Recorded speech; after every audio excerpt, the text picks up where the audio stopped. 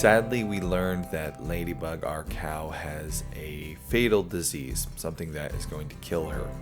And a lot of people are wondering if we are going to cull her early, if we're going to let the disease take her, if we'd be willing to let her go to a sanctuary and live out her days there. There's a lot of questions we're going to answer in today's video.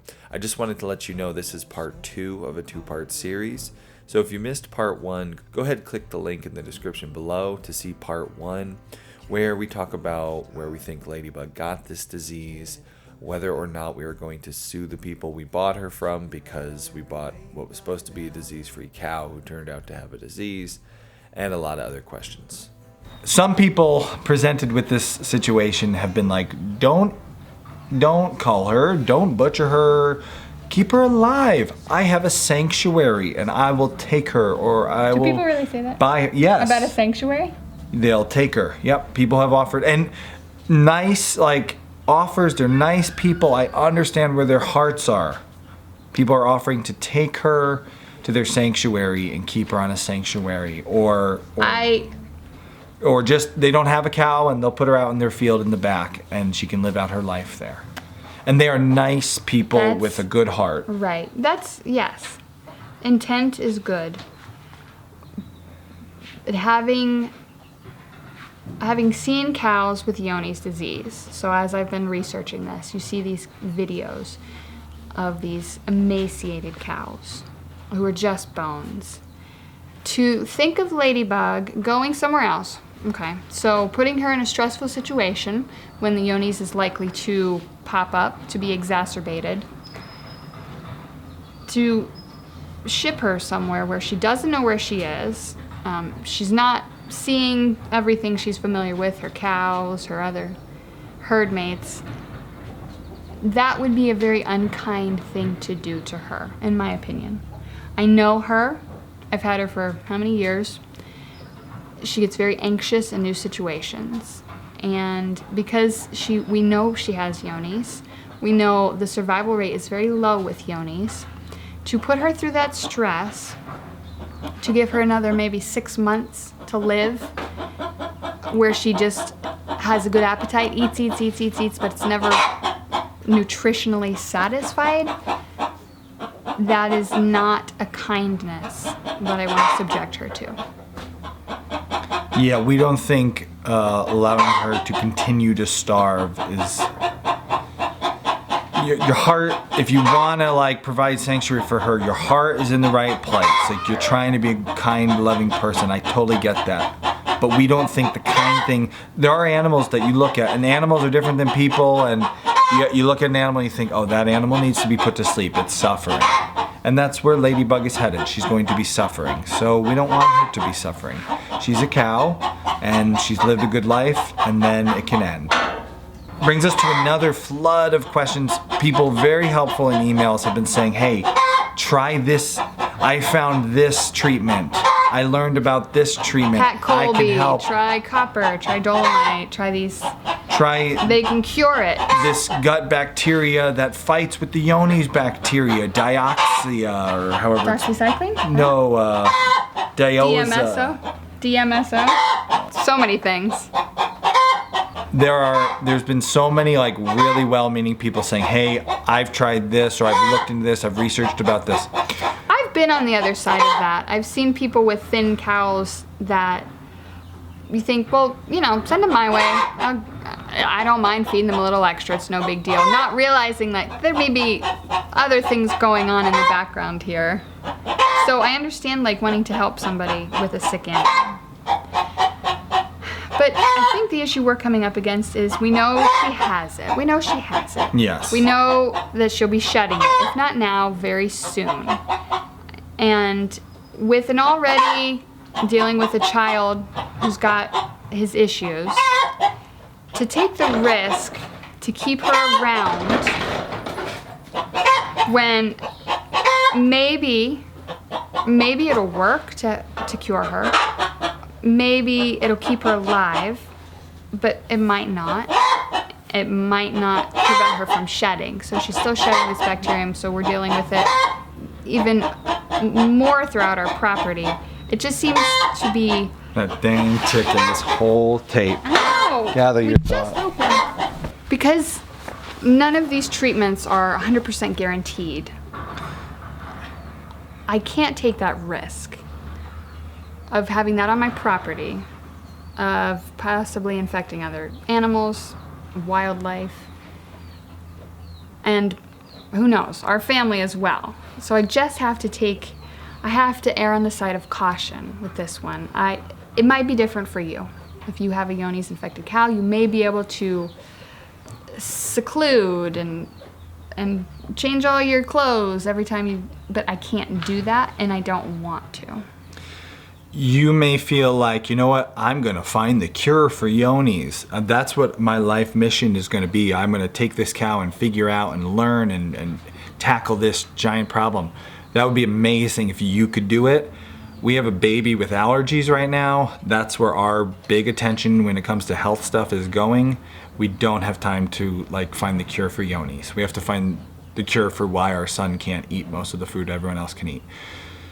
So we're not going to chase every hopeful thing. If there was something that hey, 80% chance this will work and it will get rid of the MAP bacteria. Yeah, stop the shedding. I read of a study that they used another gut bacteria. It starts with a D. I can't pronounce it. I don't remember. But anyway, you can find the study. And they found cows that they treated with this, what do you call lactobacillus in yogurt? Yes, I know. What's it called? A probiotic. Yes. They used a probiotic to fight MAP. and it worked. And cows that were treated this probiotic that they had to culture themselves at their lab every day and then feed to the cows every day, it kept it at bay. But cows that then tested clean later shedded again Once they were and stopped died given again. the probiotic? Yes. Okay. So there's potential. It's out there. Maybe you can do it. We are not those We're people. not in the place. We don't have a lab where we can culture our own special probiotics. If we did, it'd be going to our baby, not our cow. So we thank you. We know we know you care and you want to help, and we really understand where that's coming from, but we just aren't there. Yeah, We can't and do I that. think a lot of people realize this is a really sucky situation right now.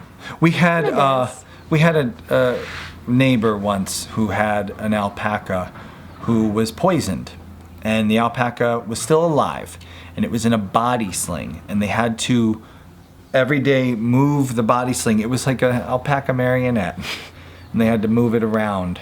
And I helped them one day because the husband was gone for a few days, and they needed help marionetting the alpaca around.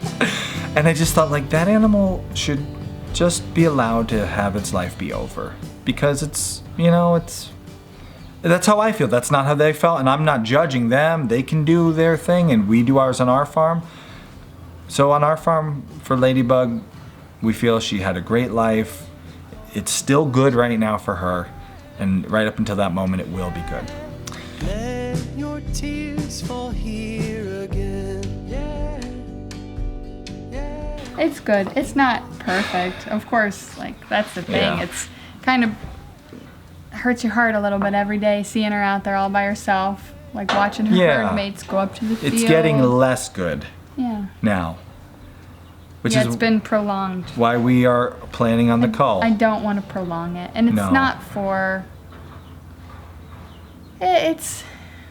I personally, Austin knows this about me, if I see where this is headed, I see that she is progressing towards eventual death, I want to just shorten that progression. So while she still feels okay, while we're all ready and okay with it, and just finally make that final call. I'm gonna be that husband going, "I'm not dead yet," in the cart, and she's like, "No." I it's know time where to this call. is headed, Aust. I'm sorry. You're 50 years old. We You'll all be know 80 where this someday. is going. No, I'm not dead yet. We did get an email that talked about if you know how cows are treated at slaughterhouses, they're butchered alive, and why would you do this if you love her? And I do want to say, Alex, who wrote that email, great example of how you can disagree with someone. Alex is a vegan, and actually followed our channel because Alex wanted to learn more about farmers and how we think and see the world. You gonna kick that chicken out again? I can be louder than that chicken. Are you sure? Go ahead. It's gonna annoy you. Chicken. I'm not doing it yet. Yo, get out of here. Oh man. Disagree. All right. kindly. So yeah, Alex wrote us an email. Alex is a vegan and sees the world different, but great example of how to write an email or any comment with someone you totally disagree with and keep it civil. And they were like, if I'm being rude, you don't have to answer my question. Well, here you go, Alex. We're gonna answer your question. You weren't being rude. It's okay to disagree with us. Right. Alex is a vegan. Now, we have come across very angry vegans. Vegans. We've come I'm across just kidding. Don't be angry. angry vegans. meat people. Yeah. This is going somewhere. Alex mentioned how they've seen videos of terrible things happening in slaughterhouses. And there are terrible people in every walk of life. So teachers, churches, slaughterhouses, restaurants. They're just terrible people out there who do terrible things. I do not condemn every slaughterhouse because of a video that shows things happening, because there aren't terrible people in every slaughterhouse. The butchers we've worked with have Been amazing. very kind, caring towards the animals that they're dealing with. Every time I deliver my pigs to a place back in Connecticut, he give them a pet. Say, oh, look at that good pig. And I know right up to the end they had nice, nice Right. life. And also that things go wrong sometimes when you're killing It an happens. animal. For us personally, I've tried to put a chick out of its misery, and I realized a little bit later that I hadn't done it right and the chick was still alive. And that's terrible. Yeah. And it's awful, and it doesn't make you feel good. But it happens. We all get to make mistakes in our line of work. Butchers and slaughterhouses can make mistakes too. Yeah. Now, I am not sending her to a slaughterhouse. I had mentioned in a previous video when I got her, realizing she was blind in the eye and is shy and frightened of new experiences. I made it a goal that if I could, to have her be on my farm until she died. I didn't expect it to happen so quickly or soon, but here we are. And that's still my goal, to be able to process, butcher her on our property or kill her. Now, people have an issue with the fact that we're butchering her, or maybe calling it butchering or processing, just as opposed to putting her to sleep. And just burying her and letting And just that be burying that. her, right. Somebody She's said, done enough. Yeah, you won't starve. Talking about us, we won't starve. Once again, my cow doesn't like strange people, so the vet makes her very nervous. She hates shots. So thinking about having a vet here, tying her up so we can give her a shot, and as opposed to, having her head be in a bucket of food and just shooting her in the head and having her go down. Neither one is a nice option to me, of course, but she's familiar with us, she knows here, she knows a bucket of food. That's the most peaceful way that I can imagine her dying right now. So you can't internalize this as a human and say like, oh, it'd be much better to have a shot than a gun pointed at you. Cow, she doesn't know what a gun is. She's just gonna look and she's gonna look in her feed bowl. A vet with a shot, she knows what that is and she hates that. Yeah. So we're gonna make her end as peaceful for her, not what a human would think was peaceful, but for her, it's what's gonna be best. As as best we can tell, being the humans who've cared for her longer than anybody else. So. Yeah. So we are working towards getting that all lined up. Again, whatever happens with her, we are going to use the meat. We're not just going to bury her whole because she's done enough, because we feel like there's value. Even if we wind up not deciding to eat it ourselves and just giving it to the dogs for dog food, when you die, you'll have some value. You'll have maybe a house, maybe a sum of money. And you could say, bury me with it. I've done enough for my children. They don't need more of my money. Or you could leave it to your kids and say, no, of course, my kids or my grandkids or somebody can use this money. I'm dead. They can use it for something. Yeah. Different people will make different decisions. Maybe you'll be buried, if you have a King Tut. A priceless heirloom, say, hey, bury it with me. That's mine. That's your decision to make. Yeah. But we see her as having value. No matter what you believe about what happens to an animal after they die, they don't need their meat for anything. No. So we're going to use it one way or another. That's one of the ways we feel like we can honor her is by using every way we can. Yeah, even if using her hide is try to use as much of her as Yeah. we can. Yeah, we definitely want to keep her hide. That'll be a nice keepsake. That'll be a family heirloom that you can bury me with, or bury you with. Wrap me up in it. Wrap you in Ladybug's hide. So that will be the end of Ladybug, and we'll talk at the end of this video about actually when that's going to happen and what's going to happen on YouTube regarding that. But we have a few more questions to get to. Right. Now dealing with our calves and Luna.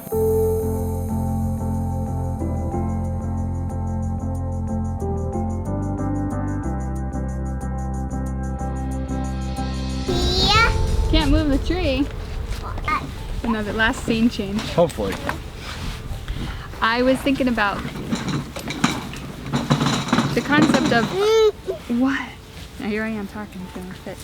The concept of a body having value even after a person dies isn't even one that is one that even Transcends people humans, have. yeah. Is one that people have about the value. There are people who will have organs donated after they die. People who will donate their body to science. I even thought about people who want to be buried and then a seed planted by their body. Alright, Daddy can help. Whatever your belief is, yeah, they were on the ground. That your fleshly, your physical body can still be used for something after you die. Huh, you sign up to be an organ donor. Right, yeah. So it's You won't starve. It's acknowledging the use of that, Right. and that's what we've chose to do. Right. That's something on a farm when you value your animals like we do. We value them. We value them for what they can provide for us as much as just the satisfaction we get caring for them. There was a rooster we had who had some heart issues. Before it died, before it dropped dead and we found it next morning, we decided to butcher it so we could use it for meat. Because our animals have that kind of value to us. And it's not even like a money thing. It's just don't waste. Right. It's Homesteading teaches you not to Yes. waste. Yeah. It's if you shoot a deer, you look for it until you find it. Yeah, if that means it takes you an hour or 8 hours. Yeah, it's Because you don't want it to go to waste. yeah. And even if you find that deer and it's spoiled, but it's not so far gone you can't use it to feed other animals. Right. So yeah. So that's what we decided. Which now brings us to, we know what we've done with Ladybug. Let's talk about the other cows. We've had a lot of questions about Luna. Doesn't Luna absolutely have this? Some people in the comments said, well, all your cows have this now, no doubt. It's not the No, actually there fact. is doubt. Yeah, that is not a guarantee because it doesn't happen necessarily. They're not shedding in their first, their second lactation. It's not a guarantee. And all the professionals we've consulted, true professionals in the world of cows, not, just somebody in the comments section who has a couple cows. True professionals have said, our eyes have been opened as to how to have a herd that is considered safe from yonis, and it's not having a herd that has never is a had closed herd yonis. that the cows are purchased from disease-free farms. That's what we thought, and here we are. It's having a herd of cows that is being actively managed, a yonis prevention protocol. And we are now going to be doing yonis prevention protocol. We're in the early stages of it, so we're not selling any cows as No. disease-free cows. We're not selling any cows, period. But we are going to breed Luna and our calves, and we're still developing our yonis prevention protocol plan with professionals' help.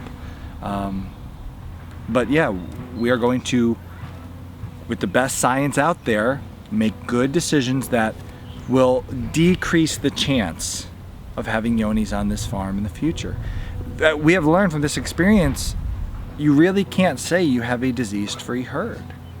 By all, every reasonable rationale, we could have sold Grasshopper to the person who watches this channel, who's a fan of this show, who was gonna buy her, who was so excited to buy her. We could have sold Grasshopper, she would have tested negative, so would Luna, she did, People she wondered did. about Luna. They said, test Luna. We did. Luna is clean of yonis right now, according to the test. We could have totally sold her, but we know better. We're not going to do that.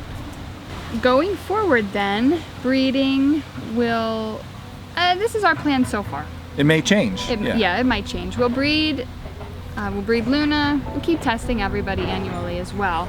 At Ladybug, after she's gone for 2 weeks, and I'm going to read what the information I received from a Yoni's certified vet, and what he suggested to do is wait until Ladybug is gone for 2 weeks, have the heifers, grasshopper and honeybee in an uncontaminated area, and do blood and then fecal to confirm a positive. Unless your cows eat a lot of dirt, there is little concern over dirt transmission. It stays in the soil, yes, but transmission is fecal. That's an interesting thing Yeah, that's really good to know. for anybody who maybe has had a Yoni's positive cow. Do not despair. Do not feed, do everything to assume they're positive, the calves. Don't feed their colostrum to calves, because the calves are most susceptible in the first few days of life when their gut is so permeable. Okay, so don't keep them in that environment with extremely filthy housing. And then in trying to get Yoni certification, you can test all cattle over 24 months. And within 2 years of no positives, you would be a level 3 or 4. Test annually, and for every negative year, you would get another level. Level 4 to 6 are considered extremely low risk, and that you would be following some low risk things like not feeding milk from positive cows, having individual calving pen instead of housing. Within 4 years of testing all your animals over 24 months, you'd be considered highest level of Yoni's free.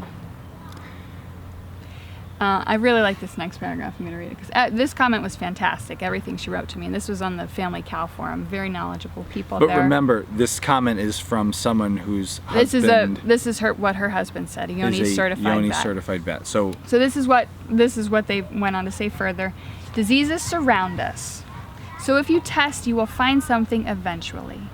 The people who don't have a positive don't test. There are a lot of things up in the air of Yonis. Exposure as a young calf to fecal contamination in positive milk is how you are exposed. That's why the program focuses on manure handling, milk feeding, and segregation of less than 6 months from adults. She was a low shedder, Ladybug, so another thing they suggested was if you're considered about the ethics of selling any of these calves, just share your testing strategies because it's out there. yeah.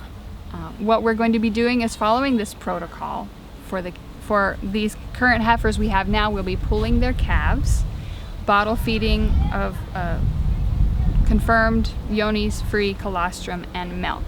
There are vet offices out there who are selling Yoni's colostrum to people who need colostrum for maybe baby goats or baby calves. It's a scary thing to think about that, but we're going to start taking steps in our herd to be on this Yoni's prevention protocol. We read something from Probably at Ag Extension. that said you really can't claim, because of how bad the testing is for Yonis in the young years of the animals, you cannot with 100% certainty claim to be Yonis free.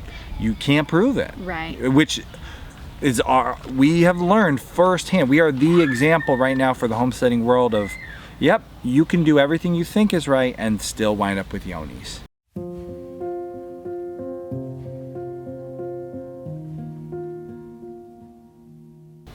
And that, honestly, we have seen the ripple effects of these videos.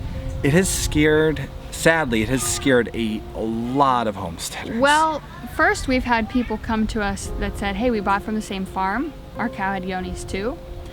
Other people who were like, oh no, I just bought a calf from the auction. Do they have Yonis? Or my cow's really thin, I'm gonna get her tested from Yonis. I see this ripple effect everywhere of people who are suddenly aware, like, wait, just because we were disease-free doesn't mean we are disease-free. And there's a lot of scared people, and I feel sad because I know how Ladybug inspired so many people to get started, and now here the events that are surrounding what will be her death is like terrifying people who got started and people who were going to get started. And I don't think the lesson here is to be terrified. What happened to us sucks. It's just the worst. I mean, it's not the worst.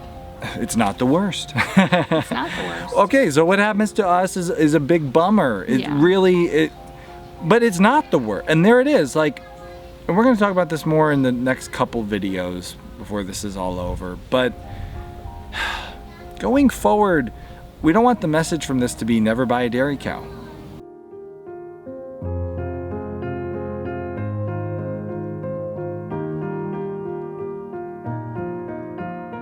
Well, you're gonna get yonis, so don't even try. We no longer believe in the idea of a disease-free herd. No. A year ago, nobody was worried about COVID, and now, all of a sudden, there's this disease that we're all wearing face masks on the beach for. Diseases happen. New diseases will happen. Old ones will get worse and come back, and part of homesteading is exposing yourself to more of that. But as we talked about at the beginning, everyone buying a hamburger or drinking a glass of milk is exposed to this risk. So that it shouldn't keep you from getting into the world of a dairy cow if you already wanted to get into the world of a dairy cow. You can mitigate this risk like you can mitigate getting the risk of getting in your car and getting hit by a semi on the highway. Right. It might happen. You might get hit by a semi today. Such a positive video. But if you drive the speed limit, if you wear your seatbelt, if you don't text and drive, follow traffic laws, you're probably not going to get hit by a semi today.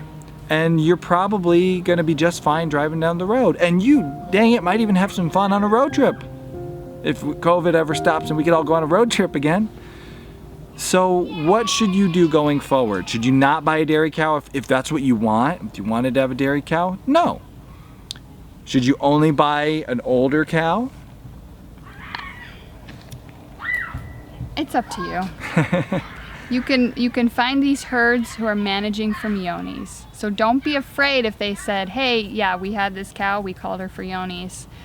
Look at our paperwork. This is what we've been doing. We're working with our vet. This is our risk management program. For me, I feel like that would be the best way to go. So much better. Because was an interesting thing the vet said, that it only takes 4 years of negative tests of these cows older 24 to 36 months to get the highest level of yonis. That means they could have had a low level of positives, culled them all, but kept the daughters. Daughters would only be 4 years old when they're level 4 to 6. So that would be high-risk animals. So don't be afraid to work with your vet on this, because it is a kind of confusing thing. Yeah, Cody said to do that too. Yeah, work with your vet. And honestly, if you find someone who is honest enough to say to you, yeah, we had yonis. Look it, like, we just lost thousands of dollars. Yeah. In the sale we were about to make. We were talking about it here on YouTube. You know we were about to make the sale. We could have said, oh, quick, kill Ladybug. We'll just say, you know, she broke a leg and sell these cows and make lots of money, right? But no, we're honest people, and there are so many honest people out there. Yeah.